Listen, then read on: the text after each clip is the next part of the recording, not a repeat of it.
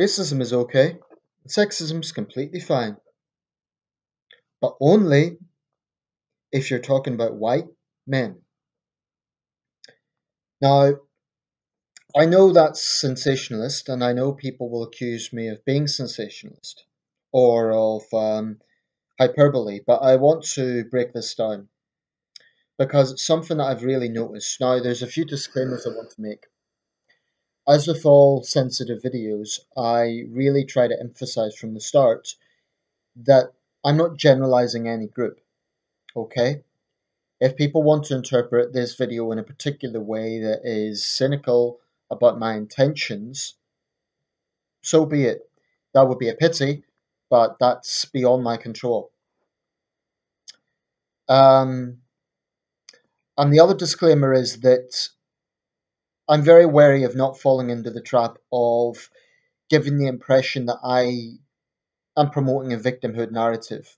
So, to be absolutely clear, in my own life, in my own personal experience, I cannot claim that I have had much experience of discrimination or um, malevolence because I'm a white straight male. I have experienced some bigotry online, but the internet is the Wild West. We all experience things online, and I'm not someone to go crying to the police every time I see an offensive post. So, my personal life, do I feel like a victim? Absolutely not. That's not to say my life is smooth. That's not to say I haven't had problems in my life.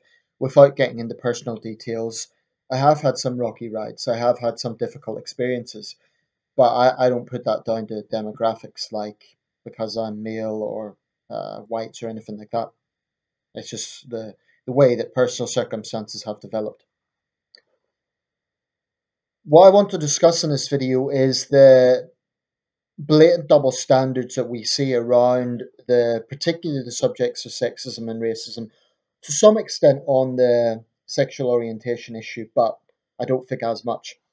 But certainly with sexism and racism, I am of the opinion that the one social demographic group which is acceptable to be bigoted towards is white men.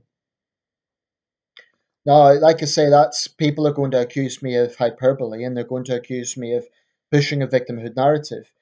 In my own experience, I don't feel I've suffered from it, but I do think that there is double standards out there. And these are abundantly obvious. Summed up, young white men are the one social group it seems perfectly okay to stir up animosity towards without serious repercussions, certainly not on the same scale as any other group. And we have to ask why. Now, apologists for this will say you can't complain about for let's I'll break this down into the two things. Let's talk about anti-white racism. Apologists for anti-white racism, and that includes some white people, will say white people cannot complain about racism because they've always been the dominant racial group. And then it gets into this white privilege narrative. Well, the position I take on that is that, of course, institutionally, particularly when we look at the history of segregation in the United States, of course, white people traditionally had more rights than other groups. There's no question about that, particularly in the United States and in other Western countries. So I'm not for a second pretending that there hasn't traditionally been examples of privilege that white people benefited from. But I think using the term white privilege in today's context is problematic because it implies that all white people are privileged. That's problematic because it is factually not true. It doesn't take into account poor white people. I've been to the US and there's parts of the States where you see chronic poverty among the white population, and there's derogatory terms like white trash, which, by the way, seems to be people use that as if it's completely fine. So when you talk about white privilege, you are implying that all white people are privileged. That is a damaging and divisive and misleading concept. Yes, you could talk about how historically the white population had rights that the black population didn't, and other minorities didn't. But I think in today's context, it's far more divisive than it is constructive, and I have a big problem with it. Like I say, this is not so much personal. I don't feel like I'm hard done by being white, certainly not. And I'm also aware that there are white supremacist groups that use certain terminology that is problematic. They use things like the white genocide in their opposition to mixed marriages and so on, which is complete nonsense, a complete misuse of the term. But I think it is true that anti white racism gets a free ride in a way that racism against any other group wouldn't. Why? Why is casual racism against white people okay, but racism against black people or Asian people or Hispanic people isn't okay? And that those double standards, I think, is utterly infuriating. Now, maybe there are some positive signs that the double standards are finally being challenged. For example, the transgender model Monroe Bergdorf recently got fired from L'Oreal for her racist rant about white people by demonizing the entire white race, saying, yes, I mean all white people are racist. So I commend L'Oreal for acting on that, and that is positive. That shows that maybe, finally, we're starting to have some consistency in how racism is dealt with. You know, over the past 10 or 20 years, wherever there has been clear racism against another group, it's immediately been a case of someone being dismissed or sacked or having to make a public apology. And that's often being justified because there has been unacceptable racist statements. But for too long, there's been double standards on this, where casual racism against white people seems to be okay. And by the way, just for the record, I consider a collective sweeping statement about an entire race to be racist in itself. So saying all white people are this is a racist statement.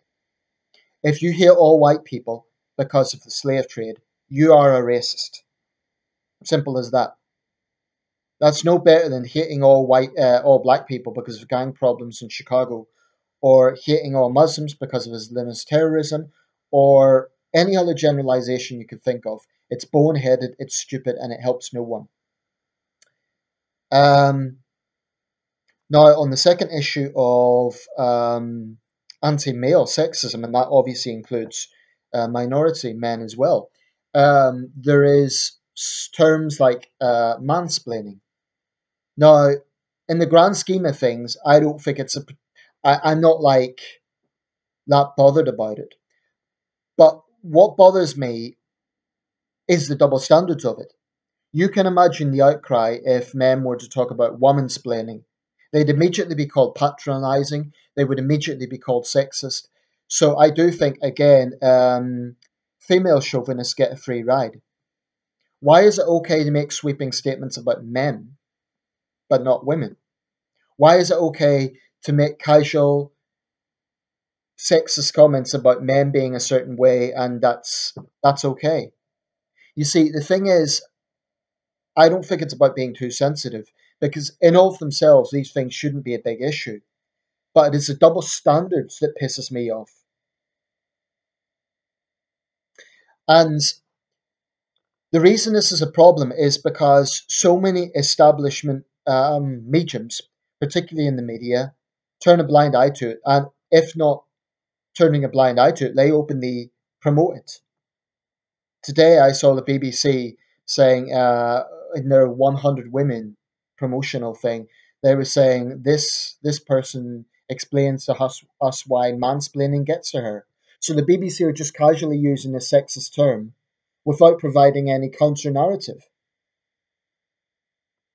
and it is bullshit. And I must admit, the double standards when it comes to racism and sexism really, really, really fuck me off, to put it plainly. Now, people will say, but people are more than their demographics, right?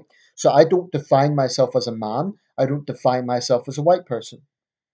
But I cannot ignore that there is these double standards going on in society. And when black racists hate me because of something that is beyond my control, I have no respect for them. When female sexists dislike me or hold animosity towards me because I'm a man, I have no respect for them.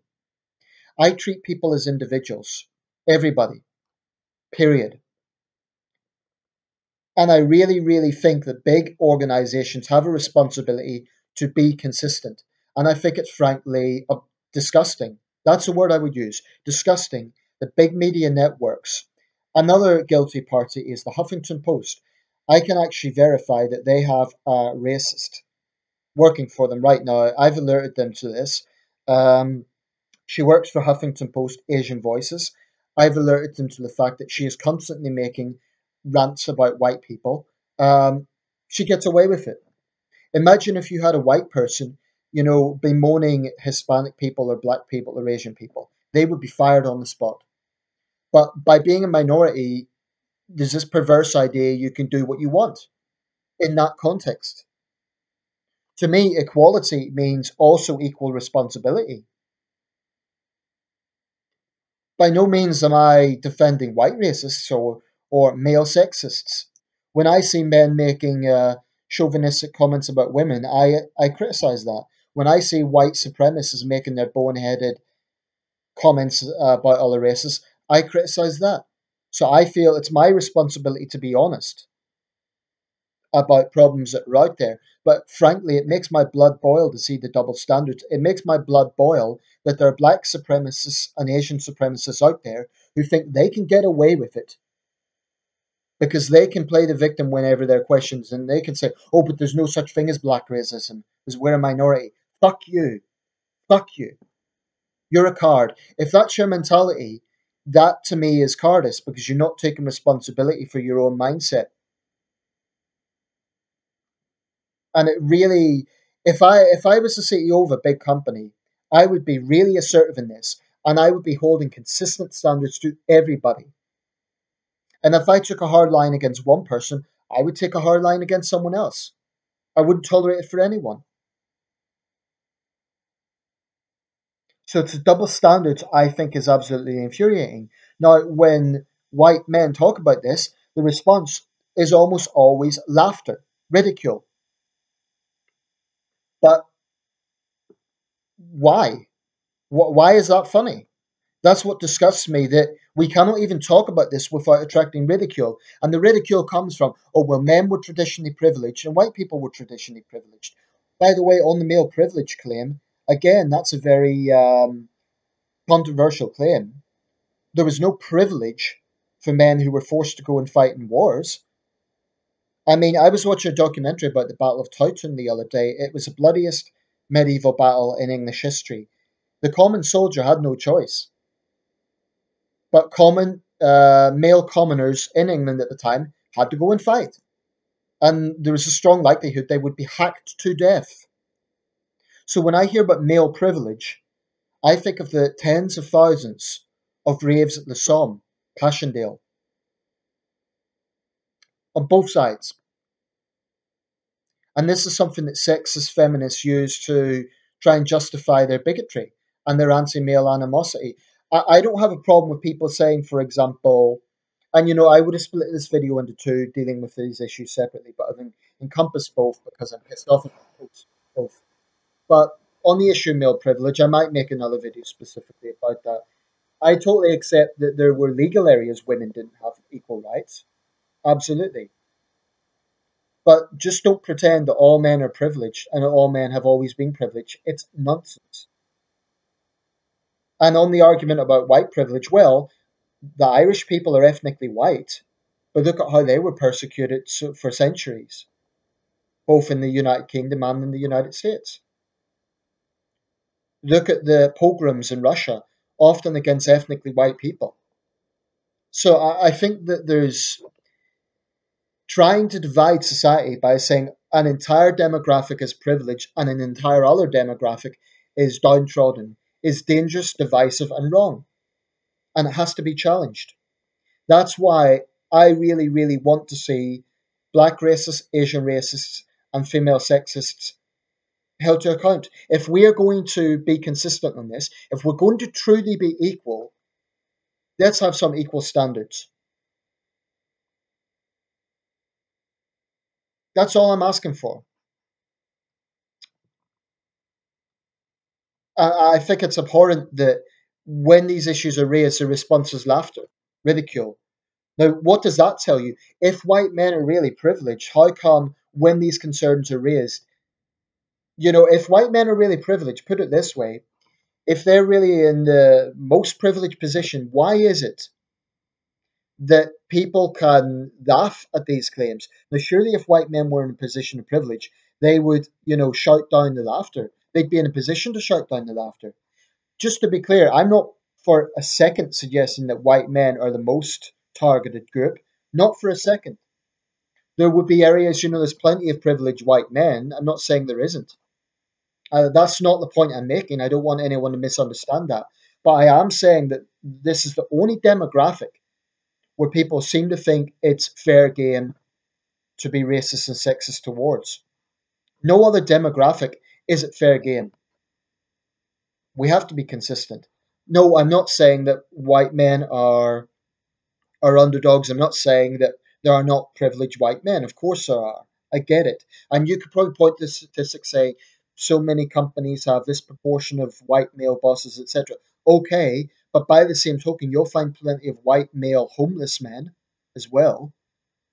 So I think demonizing an entire demographic, whoever it be, whether it be white men, black men, women, men, whoever, it's dangerous, it's misleading, and it's wrong. Yes, you can find certain trends perhaps within a demographic group, but we have to really challenge this idea of dividing society by saying this group is this, that group is that. It's dangerous and it's wrong. And I think the media has a lot to answer for, particularly election time, because I've noticed in the States, in particular, CNN is always going like, oh, they're pitching toward um, black women or white men or whatever. Of course, politicians do that, but the media has a lot to answer for in terms of stirring up divisions, and it pisses me right off. And if I sound angry, it's because I am. I detest and I loathe the double standards on this. Thanks for watching.